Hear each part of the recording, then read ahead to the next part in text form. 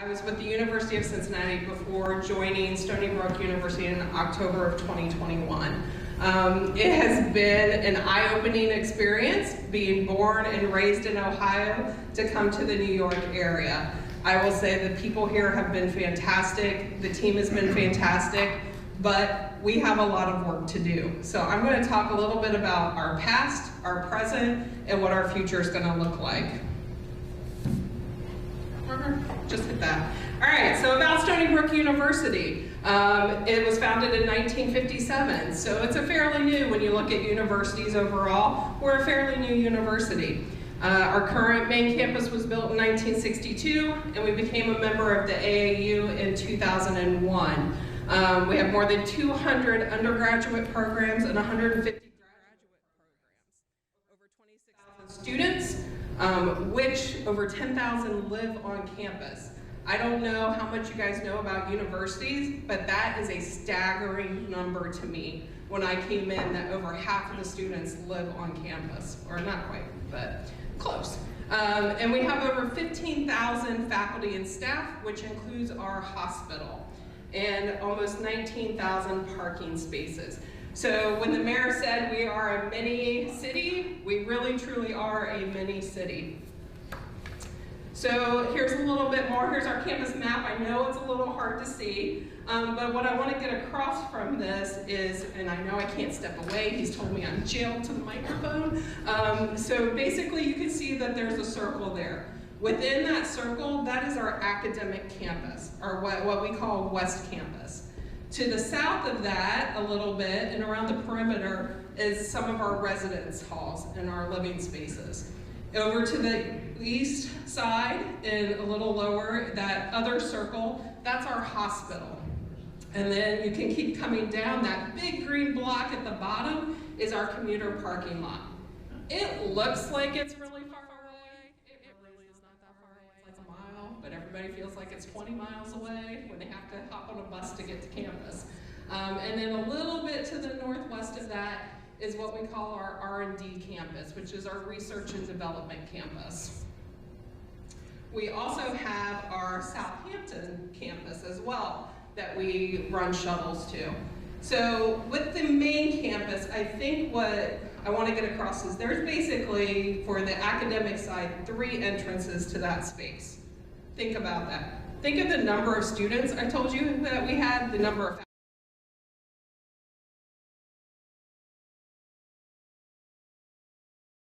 you can probably picture what that looks like during rush hour and busy times of the day. And it's also a lot of students crossing the streets, right? So not only do we have all this traffic, but we have pedestrian crossings constantly happening.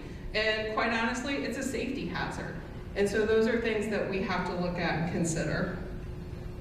So I would be remiss if I did not show all of our accolades for our university, because I think it's important to know that, and I hate to say this, when I got the call, I was like, Stony Brook University, what is that? Where is that? And had to look it up. And then I saw everything that this university is and what it has to offer. It is a jewel right here for New York in the Long Island area.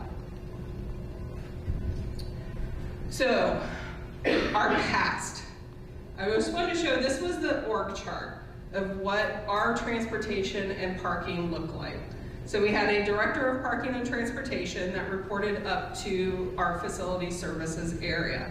We had a manager of the busing system, transportation, but you also notice that blue square, which is hard to read, I apologize, but it actually says enforcement on it. So our busing manager also oversaw enforcement. We have our automotive string of employees, and then we have parking. 19,000 parking spaces.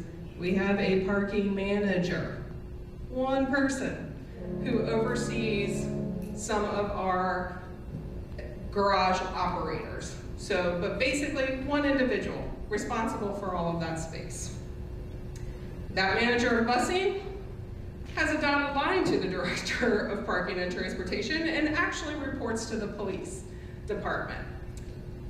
We have the bursar who handles the student permits. We have facilities that runs the business office and the maintenance. We have East Campus, which actually is managed by individuals from the hospital. And we haven't changed things since 1982. So our policies around parking have been in place for 40 years. I know many of you are probably cringing at that because you can't imagine. Think about what has changed since 1982. So basically, this just shows a very disjointed parking operation, which once upon a time probably worked just fine, right? But as the university has grown, as things have changed, we also need to change. So again, we are part of facility services, and in 2020, they realized we have a problem because of this growth. Now all of a sudden, we have a lot of people who aren't happy because they can't find a parking space. What are we gonna do? So they had THA consultants come in and do a study. They found out, surprise, surprise, occupancy was maxed, systems were outdated, and customers were not happy. This was actually, even though this was kind of the norm back then, this was recently, even though there's plenty of spaces now. So opinion, no one should be ticketed for this. Campus should do better when it comes to commuter parking. Those are cars parked out in a grass area by one of our commuter lots. So what did they come up with? Change is needed. Lots of great information in that report, and that report led to me joining the staff. So who are we now? We have me, Executive Director of Parking and Transportation, and my job is basically to come in and I'm going to bring everything together. I'm going to bring us into one operation, including our East Campus hospital parking. So to do that, we need human resources, right? So human resources and technology. So we have our Director of Transportation now. That Director of Parking and Transportation has been split into 2 positions. We have our Director of Transportation, George. Hi, George. Who was our Manager of Busing and has stepped up into this role. We now have a Director of Parking. And the business manager, those business functions that were under facilities will now be part of parking and transportation. And then we added another transportation supervisor for our busing and our shuttle system. So unfortunately right now, Bursar is still doing our permit sales, facilities is still doing our maintenance, and East Campus is still operating on their own at this point in time. Our transit operations were funded by student fees, so that is a restricted fund. We can only use those funds for transportation. None of that money can go to parking and support for parking. We have lots of vehicles, as you can read. We run 6 campus routes with 35 stops and 33 shelters that we take care of. We utilize double map for live tracking of our shuttle systems, and we offer the paratransit services. As I mentioned, we also run shuttles between the main campus and Southampton campus, but we also have off-campus services. So the one thing that I learned coming here, because I came from Cincinnati, urban area, getting around is not a problem. Lots of options to get wherever you want to go. A lot of our students that come here without a vehicle, they're kind of stuck on campus. So we actually have a Port Jefferson shuttle. Stony Brook University lies within an area that there's Stony Brook Village, but really when you talk about a downtown social kind of area that's close to campus that our students see as kind of their town, it would be Port Jefferson. So we run a shuttle to Port Jefferson. It's actually kicking off. It's been on hiatus for a little bit, but now it's kicking off this weekend to start bringing them back downtown here on Fridays and Saturdays. We also have a partnership with the county transit. So that way our students can ride some of the designated routes for free on Saturdays and Sundays. That allows them to get to the shopping mall. It allows them to get to the grocery store, things like that. We have an airport pickup. So at the beginning of the semesters, we charter buses to go and pick up our students. And then we also run the charter services. So student groups that want to go somewhere or do activities, our athletics teams, not their main, but if they have a practice that they need to get to and want to use a van, we actually manage that for them. And then we also have a bike share program. So the bike share program is actually managed right now by the Office of Sustainability. So yet again, somebody else kind of in our ecosystem. That is a picture of a sea wolf, and George and Dan cannot answer, but does anybody know what a sea wolf is? No. See, I had to Google it because I was like, what the heck is a sea wolf? So our big saying is, what is a sea wolf? I am a sea wolf. But basically, it's a mythical creature from Native American lore. So if you ever are interested, Google it and find out. It's pretty cool. So our auto repair, we have a decentralized fleet management system, over 450 vehicles. We're currently using a system designed for warehouse inventory to manage our auto repair shop.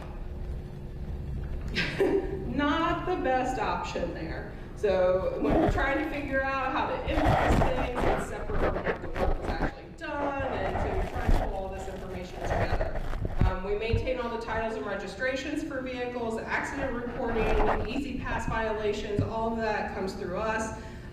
We do vehicle preventative maintenance, minor repairs, New York State inspections, and we also do, this I found interesting, so we do maintenance on over 400 pieces of grounds equipment. That includes snow blowers. So we are managing and maintaining the snow blowers for campus. We also surplus process for vehicles, and we manage a fueling station. So a lot of different pieces here. Parking operations are present. We're kind of in the Stone Age, not gonna lie. So we are gonna work on that. Right now, outside of the hospital, all other parking is free. How many of you just had a little reaction to that, right, when you heard that the parking's free? We still do physical permits. So we're still handing out permits, 16,000 plus permits every year.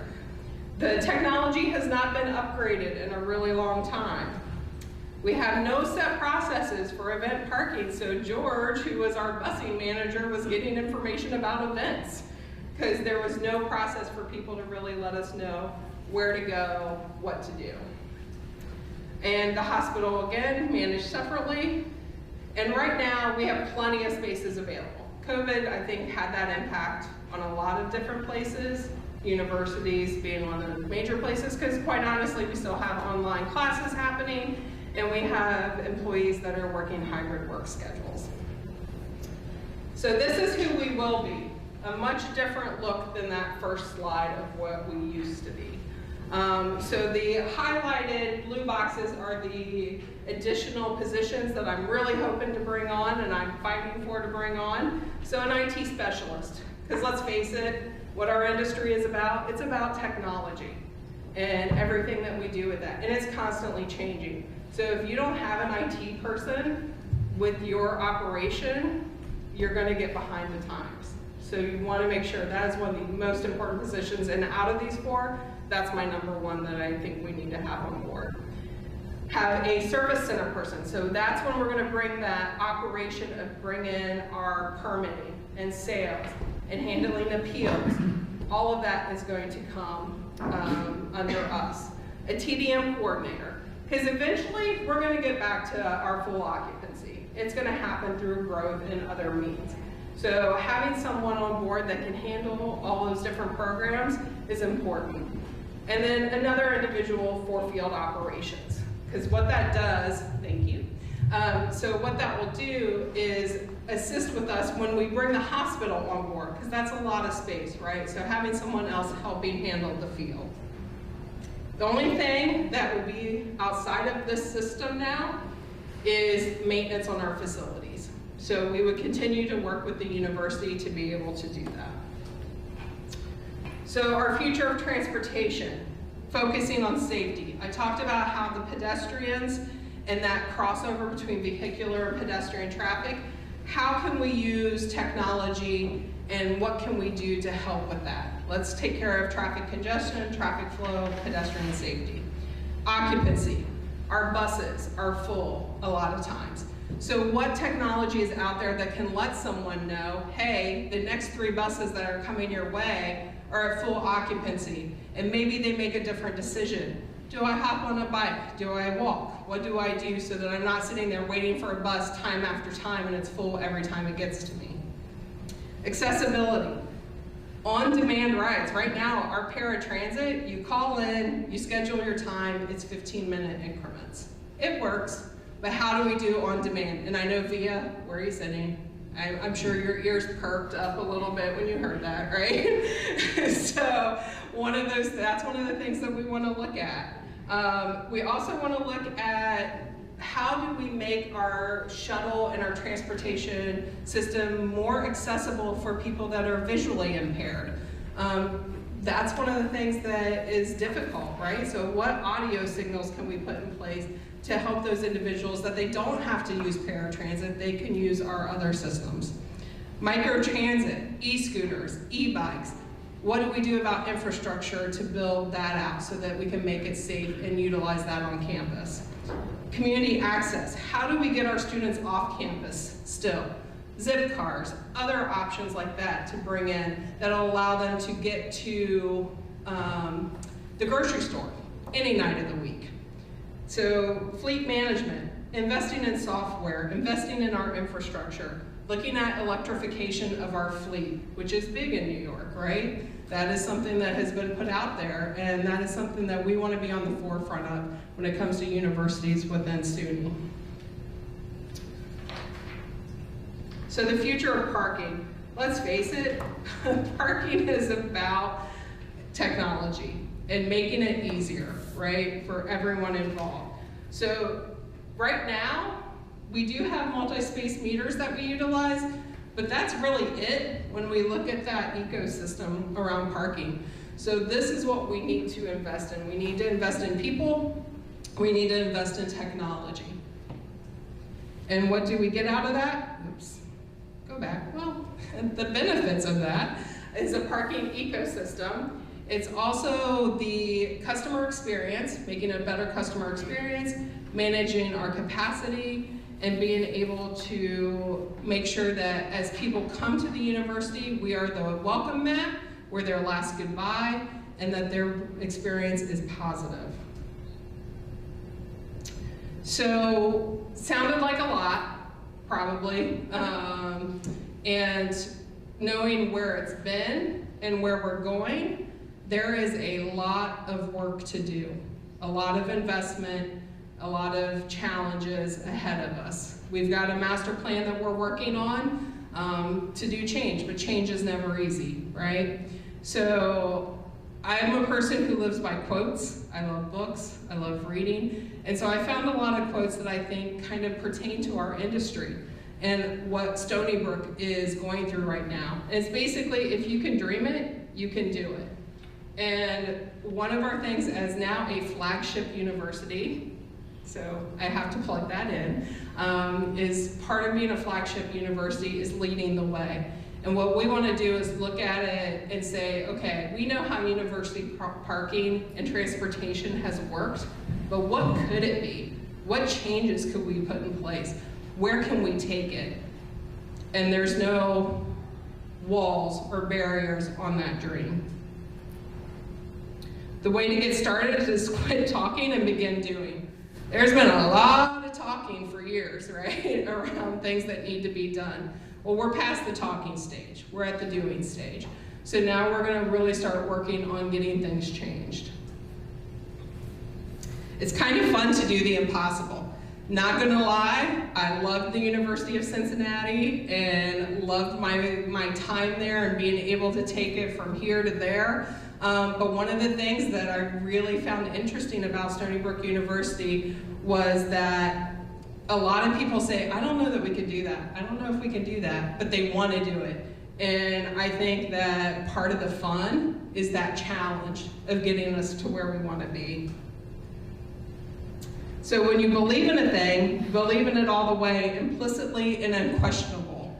So basically along the way, as you make change, you're gonna hear a lot of naysayers. You're gonna hear a lot of people saying, I don't know if that'll work. You have to believe in it 100%. And you have to believe in it that what you're doing is the right thing in the end. Because change, again, is not easy. Some of the changes that we're gonna make are gonna be hard for individuals. And so part of that is that we have to believe that what we're doing is the right thing for the university and the right thing for the community. We keep moving forward, opening new doors and doing new things because we're curious, and curiosity keeps leading us down new paths. I love a good rabbit hole when the rabbit hole leads us to a great outcome. So I feel like it's a time now, and this is for everybody sitting around the table, all of the technology and parking companies that are sitting here, I am sure you are constantly doing this, right? So you keep looking at what door can I open, what new things can we be doing? And so that's just part of our lives in our industry, and I think that's a fascinating thing that people don't realize or appreciate. We share to a large extent one another's fate. We help create those circumstances which favor or challenge us in meeting our objectives and realizing our dreams. So as you go through change, I'm big about it's the team, right? So us as a team, we're gonna work together, we're gonna succeed together, we're gonna fail together, but we're gonna do it together, no matter what.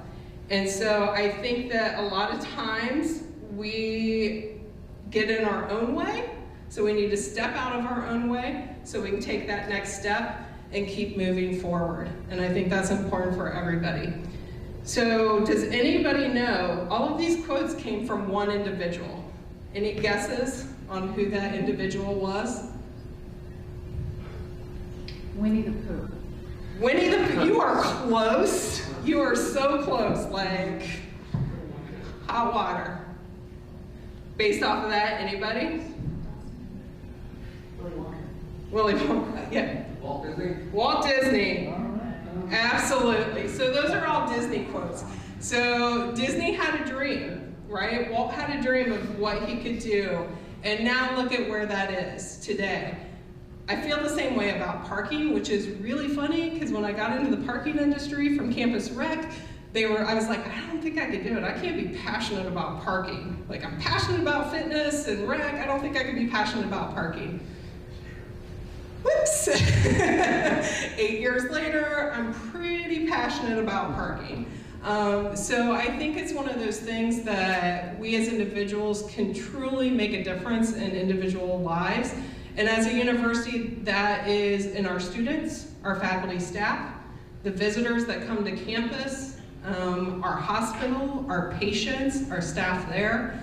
And so anything that we can do as an industry and working together to make people's lives easier and better, I think is great for all of us. So that's it. Any questions? Kendra, repeat the question if you get. Repeat the question if you get. Oh, I'm going to repeat the question if I get one. Yes, go ahead. Has experimented with the electric scooters yet? My son goes to school in Indiana, and they're laying all over the place. He asked if we've experimented with electric scooters yet. We have not. They have not appeared on our campus. A lot of campuses, they just show up one day. I don't think we are in an area where that's necessarily going to happen, so I think we would probably go after that when there's time. I think right now we see personal e-scooters running around, but we don't see like a Bird, a Lime, any of those coming on campus yet.